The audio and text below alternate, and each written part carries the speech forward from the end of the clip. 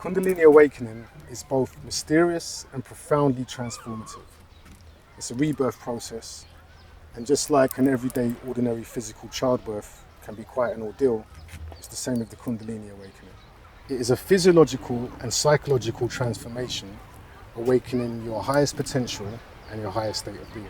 There's Kundalini teachings encoded in the Bible, the Quran, Judaic Kabbalistic mysticism, Sufic teachings, and the teachings of many mystics and sages, all of which have alluded to mystical experiences of these saints and prophets, many referring to an inner fire or intense light, an experience of ecstasy and of the Holy Spirit. India is where you'll find the Kundalini teachings most intact and carefully studied and elaborated. Namely in the Vedas and Upanishads, it is one of the most mysterious and powerful experiences known to man. So only until recently, this phenomenon was only confined to faraway cultures and esoteric teachings, typically from the East. But it's becoming more and more prevalent and frequent now, particularly in the West, and mostly without appropriate context, training and guidance. And we can expect more of an increase in cases because of the upsurge of lifestyle trends of mindfulness, esoteric spiritual practices, and this new age of consciousness that we're present in Leo. Now, some pathological episodes may be experienced at various stages of this process, as well as involuntary spontaneous bodily movements and somatic sensations. And because of this, it is frequently mistaken for mental illness, as some of the symptoms are very similar to a psychotic episode.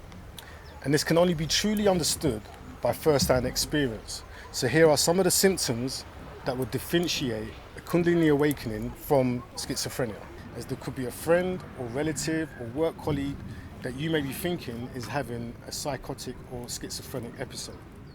This is also for mental health professionals and clinicians to take into account when a patient is brought before you, in order to avoid misdiagnosing an individual, in order to avoid any misconceptions, and also to place this phenomenon in its proper context. The symptoms are as follows: days of wakefulness and lucid dreaming, sensations of heat, extreme inner heat at the hands, feet and the head, which is very common in Kundalini states but rare in psychosis.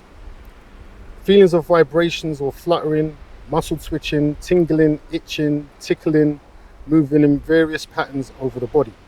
Bright lights seen internally, pain typically in the head, automatic involuntary yogic body movements and postures, kriyas, asanas, mudras, noises but not voices, as in the case of psychotic states, and any voice one may hear would be internal and not from outer realities.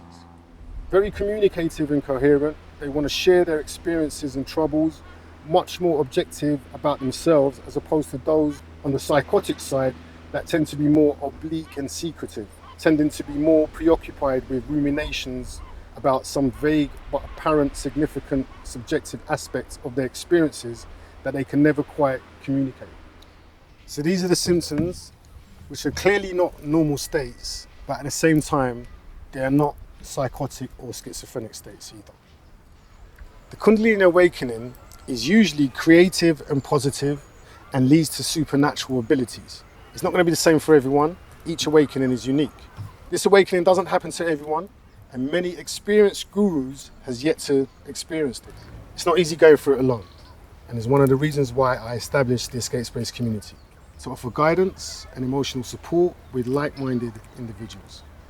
Anybody who's gone through this experience firsthand will be invaluable in the diagnosing process, as well as therapeutic support, and will be the best candidate to help anybody going through this Kundalini process.